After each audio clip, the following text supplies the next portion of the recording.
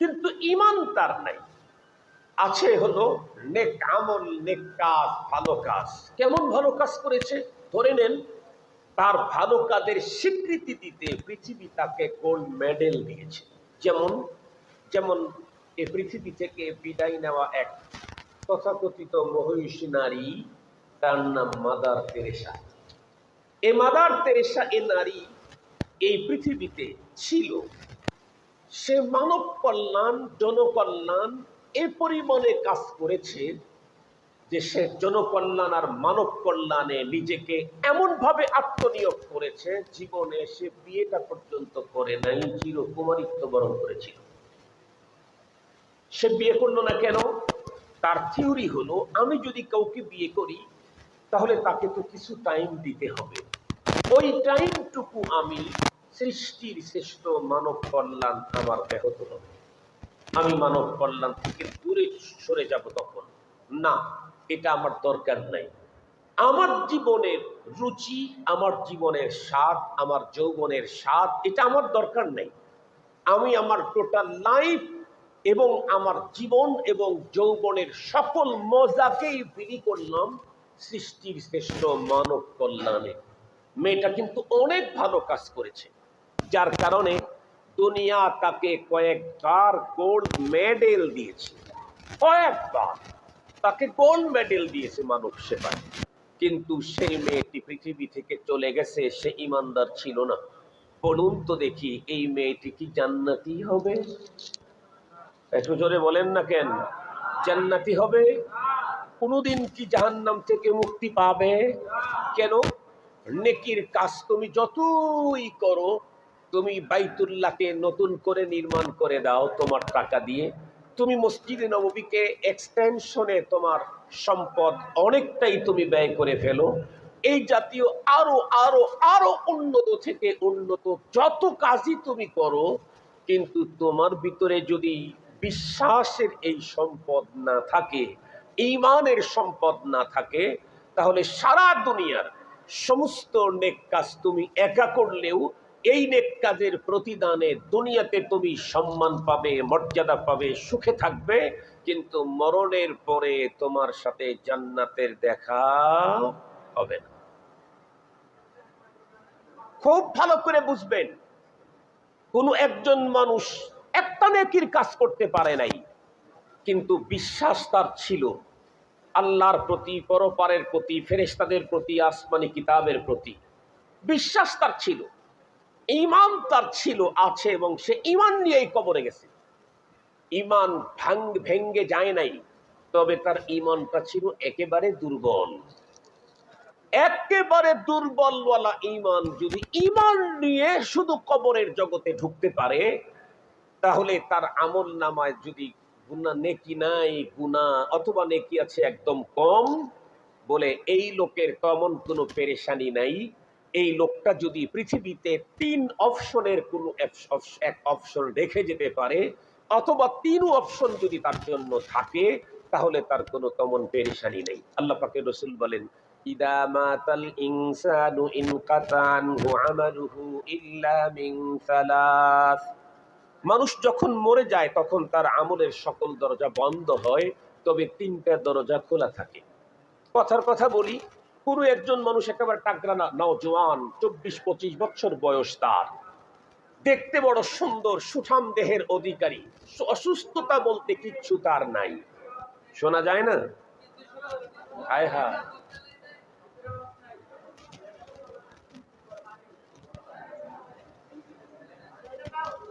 আহারে ইন্না লিল্লাহ।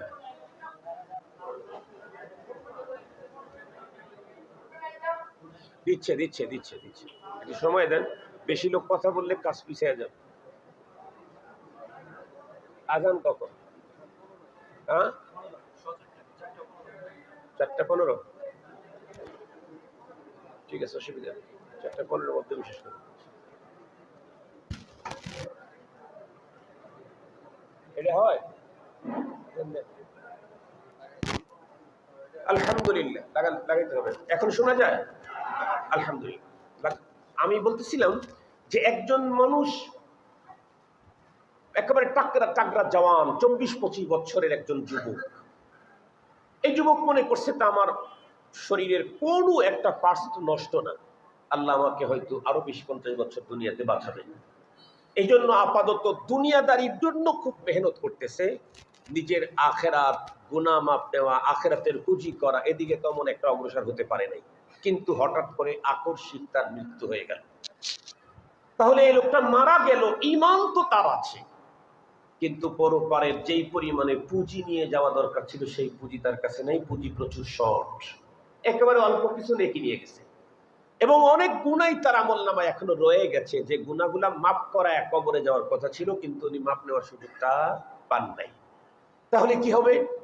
ঈমান দিয়ে গেছে তো, বলে হ্যাঁ, তাইলে তার জন্য তেমন কোনো পেরেশানি নাই, যদি তার 3 অপশনের কোনো একটা চালু থাকে। তার 1 নাম্বার হলো, ছেলেটা ছিল হাফেজে কোরআন, আলেম। ও 25 বছর বয়সেই ওর কাছ থেকে 200 ছাত্র হাফেজে কোরআন হয়ে গেছে। কথার কথা, 200 ছাত্র তামাম জীবনে যতবার কোরআন তেলাওয়াত করবে, কোরআন তেলাওয়াতের সবাই মিলে যেই পরিমাণে নেকি পাবে, ওই ওস্তাদ তাদের সিনাতে আল্লাহর কোরআন ঢুকায় দেওয়ার কারণে সবার সম পরিমাণে নেকি কন্টিনিউ তার আমলনামায় ঢুকতে থাকে। নেকি নিয়ে গেছিল 10,000, দৈনিক তার অ্যাকাউন্টে ঢুকতেছে 10,000 কোটি করে নেকি। অথবা তার একটা ছেলে রেখে গেছে, মৃত্যুর আগে বলে গেছে আমার ছেলেটাকে আলেম বানাই। সে জীবদ্দশায় চেষ্টাও করে গেছে। ছেলে এখন বাবার মরণের পরে প্রতিদিন 5 ওয়াক্ত সালাতের পরে আল্লাহর কাছে হাত তুলে দোয়া করে, রব্বানা ইগফির লানা ওয়া লিওয়ালিদাইনা ওয়া লিউস্তাদিনা ওয়া লিশাইখিনা ওয়া লিমাশাইখিনা ওয়া লিআহবাবিনা ওয়া লিআসওয়াজিনা ওয়া লিযুররিয়াতিনা ওয়া লিআম্মিনা ওয়া লিআম্মাতিনা ওয়া লিজাদ্দিনা ওয়া লিজাদ্দাতিনা ওয়া লিমান লাহু হাক্কুন আলাইনা। এভাবে বলে বলে আল্লাহ পাকের কাছে বলে, আল্লাহ আমার আব্বারে মাফ করে দাও, আমার আব্বারে মাফ করে দাও। অনেক গুনাহ নিয়ে সে কবরে গেছে, কিন্তু তার সন্তান প্রতিদিন 5 বার নামাজের পরে বাবার কাছে সন্তান গুনাহ মাফের জন্য, বাবার গুনাহ মাফের জন্য আল্লাহর কাছে আবেদন করে। আল্লাহ যদি 10টা গুনাহ কন্টিনিউ মাফ না করে, সর্বনিম্ন একটা করে গুনাহ মাফ করে, তাহলে দেখা যাবে দৈনিক তার 5টা গুনাহ মাফ হচ্ছে। 10 বছর পর্যন্ত সন্তান মাফ চাওয়ার পরে এখন দেখা গেল ওর বাবার আর কোনো গুনাহ অবশিষ্ট নেই, সব ক্ষমা হয়ে গেছে। এখন প্রশ্ন হলো, হুজুর ছেলে আল্লাহর কাছে গুনাহ মাফ চাইলে কি গুনাহ মাফ দিবে? আল্লাহ হ্যাঁ দিবে। কেন? এই শব্দগুলি দিয়ে দোয়া করার পদ্ধতি শিখাইছেন কে? সন্তান যখন দোয়া করে রব্বির হামহুমা কামা রব্বায়ানি সগীরা, তখন রব তার পিতা মাতাকে আরাম আয়েশ নেকি তার অ্যাকাউন্টে ঢুকানোর ব্যবস্থা করে। কেন? এই শব্দগুলো তো কোনো পীরে শিখানো না, এই শব্দ এ দরখাস্ত কোনো নবী রাসূলদের বানানো, স্বয়ং রব শিখাইছেন। وَقَضَى رَبُّكَ أَلَّا تَعْبُدُوا إِلَّا إِيَّاهُ وَبِالْوَالِدَيْنِ إِحْسَانًا إِمَّا يَبْلُغَنَّ عِندَكَ الْكِبَرَ أَحَدُهُمَا أَوْ كِلَاهُمَا فَلَا تَقُل لَّهُمَا أُفٍّ وَلَا تَنْهَرْهُمَا وَقُل لَّهُمَا قَوْلًا كَرِيمًا واخفض لهما جناح الذل من الرحمة وقل رب ارحمهما كما ربياني صغيرا। কথাগুলি কার যেন? জোরে বলেন না, কথাগুলি কার?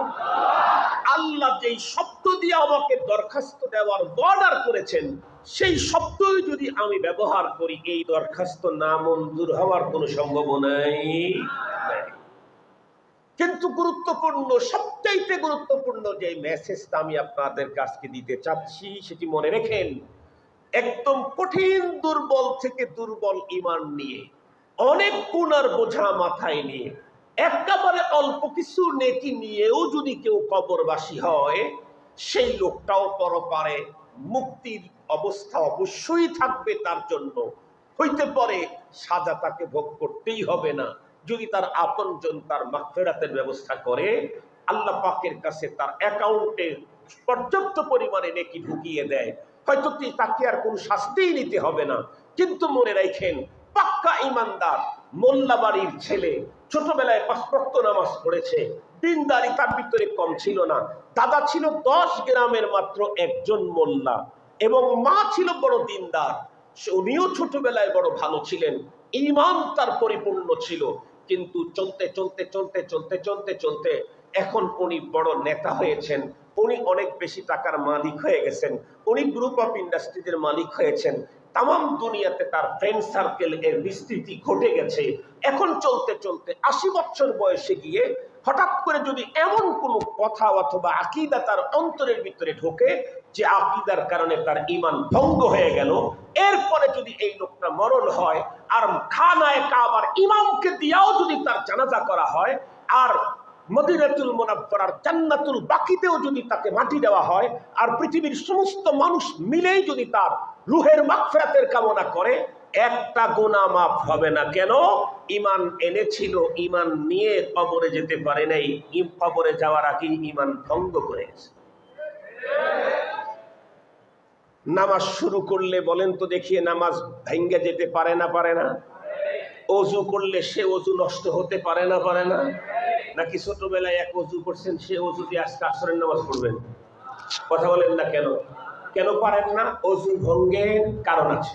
কথা বলেন না কেন? ওযু ভঙ্গের, নামাজ ভঙ্গের, ঈমান ভঙ্গেরও কারণ আছে। ঈমান যদি কারো ভঙ্গ হয়ে কবরে যায়, মসজিদে হারামের ইমাম যদি এসে তার জানাজার নামাজ পড়ে, সারা দুনিয়ার মানুষ তার জন্য দোয়া করতে থাকে কিয়ামত পর্যন্ত, একটা গুনাহ তার ক্ষমা হবে না, তার আমলনামায় একটা নেকি ঢুকবে না। যেই সমস্ত কারণে মানুষের ঈমান ভঙ্গ হয়, তার ভিতরে একটা বন্ধুর আমার বড় ভয়ঙ্কর কারণ বর্তমান বাংলাদেশের ভিতরে খুব বেশি দেখা যাচ্ছে, সেটা হলো আকীদায়ে খতমে নবুয়ত। খুব ভালো করে বুঝবেন, একটা সময় অন্তরের ভিতরে ছিল আমার নবী সর্বশ্রেষ্ঠ নবী, আমার নবী সর্বশেষ নবী, আর কোন নবী নতুন দুনিয়াতে আগমন করবে না। এই আকীদা ছাড়া পৃথিবীর কোন ঈমানদারের ঈমান আল্লাহর কাছে গ্রহণযোগ্য হতে পারে না।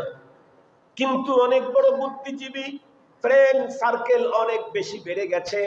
বন্ধুরা আমার, কাদিয়ানি গ্রুপ এই জাতীয় ভণ্ড কোনো একটা তাকে বোঝানো শুরু করছে, শোনো বলে কি, আল্লাহ পাকের চিরাচরিত নিয়ম, একজন পয়গম্বর থেকে আরেকজন পয়গম্বরের মাঝে নবীবিহীন কিছু সময় দুনিয়া যখন পার হয়েছে, তখনই ঘোরাচ্ছন্ন অন্ধকার ছেয়ে গেছে। আমাদের আখেরি নবী দুনিয়া থেকে চলে গেছেন 1400-1500 বছর আগে। মাঝখানে কোনো নবী যদি একদম না থাকে কিয়ামত পর্যন্ত, তাহলে তো দুনিয়া ঘোরাচ্ছন্ন অন্ধকারে ছেয়ে যাবে। এই কারণে আমাদের নবীকে আল্লাহ পাক রব্বুল আলামিন সর্বশেষ নবী করে পাঠিয়েছেন, এটা মানি। তবে কিয়ামত পর্যন্ত আল্লাহ অনেক নবী পাঠাবেন নতুন, যারা ডাইরেক্ট নবী হবে না, তারা হবে সহযোগী নবী, জিল্লি নবী, ছায়া নবী। এই জাতীয় কথা বলে কারো অন্তরের ভিতরে যদি আমার পয়গম্বরের পরে আরো কোনো পয়গম্বর আগমন করতে পারে কোন নামে নতুন পয়গম্বর, এই আকীদা যদি ঢুকা দেয়, মুহূর্তের মধ্যে তার 80 বছরের ঈমানটা ভঙ্গ হইয়া যায়। এই জন্য বন্ধুরা আমার খুব ভালো করে বুঝবেন, আমার পয়গম্বরের পরে কোন নামে কোন ধরনের কোন নতুন নবী দুনিয়াতে আগমনের সুযোগ নাই। আমার পয়গম্বরের পরে নতুন কোন পয়গম্বরের উপরে আকীদা বিশ্বাস করলে সঙ্গে সঙ্গে তার ঈমান ভঙ্গ, সে কাফের হয়ে যায়। একজন মানুষ 80 বছর বয়স পর্যন্ত সারা জীবন বলতেছিল ইসলাম ছাড়া, দ্বীন ছাড়া, ইসলামী শরীয়ত ছাড়া আমাদের মুক্তির কোনো পথ নাই। এখন গবেষণা করতে করতে যদি বলে ফেলে ইসলামের শরীয়ত আমার ব্যক্তিগত জীবনে চলে, ইসলামী শরীয়ত আমার ফ্যামিলিতে চলতে পারে, ইসলামী শরীয়ত আমার সমাজে চলতে পারে, কিন্তু রাষ্ট্রীয় জীবনে ইসলামী শরীয়ত চলে না, এ কথা বললেই তার ঈমান আর থাকে না। খানায়ে কাবাতেও যদি ইতিকাফ করে সারা জীবন, আর কাবা শরীফের ভিতরেও যদি তার মরণ হয়, কেউ যদি এটা বিশ্বাস করে দিল থেকে যে ইসলামী শরিয়া রাষ্ট্রীয় জীবনে চলতে পারে না, এটা আমি মানি না, তাহলে সারা জীবন খানায় কাবার ভিতরে এতেকাফ করে ওখানে মরে গেলেও ওইখানকার ইমাম সবগুলাকে এক জায়গায় দাঁড় করায়া তার ইমামতি করাইলেও বলেন তো দেখি এই অপরাধের ক্ষমা। এই জন্য আমাদের সবচাইতে বেশি সতর্ক থাকতে হবে ঈমানের ব্যাপারে, সবচাইতে বড় সতর্ক থাকতে হবে ঈমানের ব্যাপারে। কষ্ট করে কোনো রকম করে ঈমানটা নিয়ে মালাকুল মউত আসা পর্যন্ত যদি ধরে রাখতে পারি, মালাকুল মউতের আগমন হলো আমার কাছে কেমন অবস্থায়, যে তখন আমার কাছে ঈমান আছে, একদম 100 ঈমান, সাথে সাথে নেক আমল আছে, তাহলে তো রব মেসেজ দিয়েছেন তোমাকে এখান থেকে নিয়ে জান্নাতুল ফেরদাউসে মেহমানদারি করা হবে, কোনো বাধা টাধা নাই। আর যদি আমল নাই, শুধু ঈমানটা নিয়ে গেছি, তাহলে অপশন ওগুলো আছে নাকি? সদকায়ে জারিয়া কিছু করে গেছো নাকি? নিজের ইলম ছিল নাকি? সন্তানকে নেক বানায় গেছো নাকি? এরা যদি তোমার জন্য কিছু করে দেয়, তাহলে যা শর্ট আছে কিয়ামতের আগ পর্যন্ত তোমাদের আপনজনদের দেওয়া দিয়া তোমার পুঁজি শর্ট যা আছে তা আমি আল্লাহ পূরণ করে দেব। সুবহানাল্লাহ বললেন না?